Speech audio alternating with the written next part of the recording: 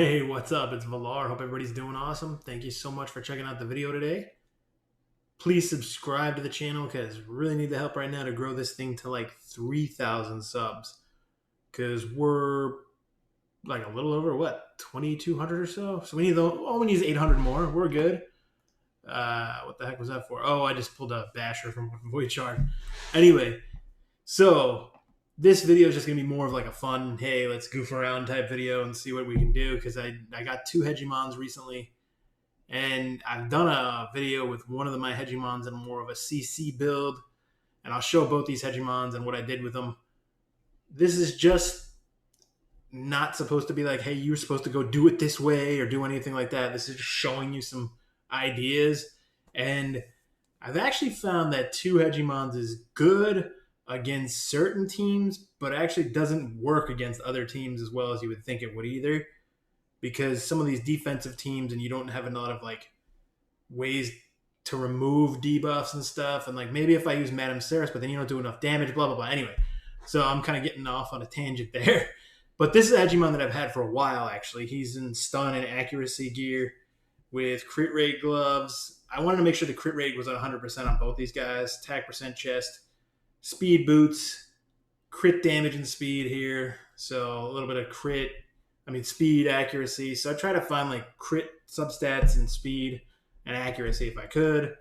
An attack ring with attack percent, an HP percent, crit damage, amulet with some accuracy, and then an accuracy banner with nice attack. This is actually pretty sweet banner right here. We'll look at his total stats. So not bad, actually. 33,000 HP, 4,300 attack, 212 speed. My Hedgies are probably a little bit slow, but it's actually hard to get all of these things in a row. So this is probably going to be more realistic everyman build. Like, you know, you're not going to be able to like have every piece of God tier gear that you can ever think of, right? You could literally make anything good in this game with God tier gear. You really could. So this anyway, crit rate 113, crit damage not much, but accuracy 341. I still need to probably work on him a little bit, but because I put him in stun gear, I did put the fearsome presence on him. So I guess you could argue maybe I would lower the stun chance and go for Eagle Eye instead to actually increase the chance of the block cooldown skills, which might be a little more useful, but I don't know. I wanted to have a stun build for him, so that's kind of what I went with for right now. So anyway, that's my CC crowd control Hedgie. And then the other guy I figured, okay, well, I don't want to build the same exact type of Hedgie. So let's actually get him a more offensive build. I would have preferred to have 6 pieces of Cruel, but just with what I had to work with, I really couldn't do 6 pieces of Cruel. So I'll show you crit rate gloves again. I couldn't get the speeds in line and stuff if I used crit damage gloves. I couldn't get enough crit rate. So I just had to go with crit rate gloves, which isn't really ideal. I'd rather have crit damage gloves to pump his crit damage up even more here, but this is what I got. So it has a little tiny bit of crit damage on here, attack, speed, attack percent chest with pretty nice triple roll in the crit damage on here. It's 5-star, but again, it's what I got, right? And then 5-star boots with attack, crit, and crit damage, so not too shabby. A little bit of nice speed on this weapon right here with crit rate, crit damage. Crit rate, this weapon's got a nice crit damage, triple roll and crit damage there. And then triple roll into speed on this one with a little bit of crit rate and everything as well. Attack percent ring, double hit on attack percent. And then the 6-star crit damage amulet. These really rolled kind of crap, actually, but I just wanted to get the most crit damage I could, and that was kind of the best crit damage amulet that I had for him. And then this was the one that had the best, like, it doesn't have speed, so that kind of sucked, but it rolled a triple attack, and it was an attack banner. So I don't really care about this one's accuracy at all. I'm really just trying to get him the most attack, most crit damage. But you can see his crit damage is actually kind of low. I would have liked that to be pushing the 250 to 300 range, actually. But as I go through it and min-max it, then we'll get them working that way. So I'm gonna show you these builds, show you the masteries, and then do a few arena battles here. Even show the ones where I lose and stuff too, because some of the teams, it's actually kind of cool. You can almost wipe teams like with both the Hedgies before they even get a turn to go. But not every team's like that. So anyway, 4,900 attack, 211 speed, He's one speed lower than my CC guy because I figured I want my CC one to go first. To even though it doesn't really matter in this scenario because it's not like he's got a decreased defense or anything, but I just felt like I want the CC to go first. Anyway, 99 crit rate, 1% missing there, 209. Doesn't matter for the accuracy and everything in this. So as I go through this, I'm actually going to try to get more cruel gear and really kind of tweak his build a little bit. But this is my start right now.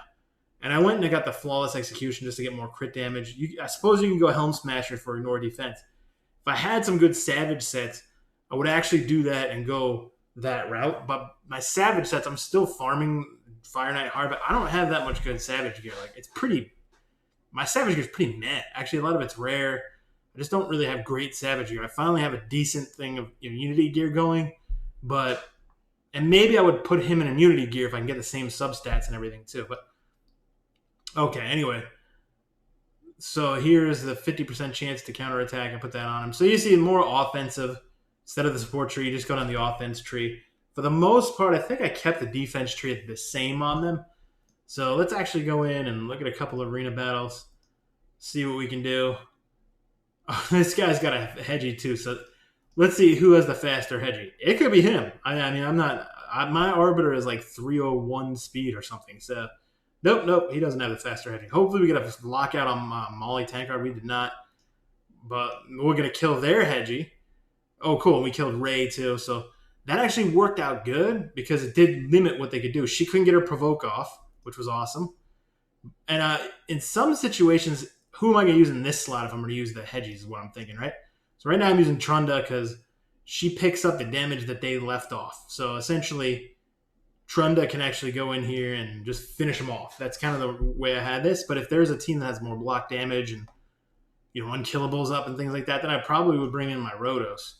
But like this team right here, this isn't going to be a good team for it to work against. Like even though we'll see, let's see. I could be saying this and it could be wrong, but I feel like I don't know. We'll test it out. This is not the worst case, but I'm not expecting like. Okay, we got a skill lockout on Valkyrie, so that's actually good. I was sort of worried if she got all these buffs up, I have absolutely no way to remove them. And I just froze everybody with doing that. Not everybody, but I froze my Trunda. And now everybody's turn meter's going away. So this is that's kind of what I thought. This gets a little bit wonky. So it's probably not the right team to go against. So you got to develop the teams to go against. You got to use the right matchups to counter things is what I should say. And this is a negative. Like now I have all these buffs up. I'm just toast basically. I can't win there because I have nothing to. Maybe I put a Madame Saracen here. Like if I put Madame Saracen here, could I win potentially? But then I feel like even my Hegis don't do enough damage. But sometimes these teams actually I could beat. Sometimes, if we can get Sifi down first or Skill Locker. And we skill locked her. Perfect. So hopefully this will actually be good. Where we kill a couple people. We killed Shazar there, so we don't have to worry about the bombs. Now that kind of sucks. All right, come on. Ay. That really sucked, actually. Now I can't get the attack up off.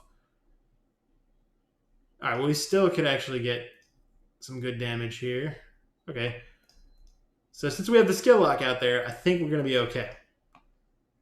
Oh, I forgot that that one was killed by Rotos. All right, now we should be fine. Yeah, we'll just put it on auto.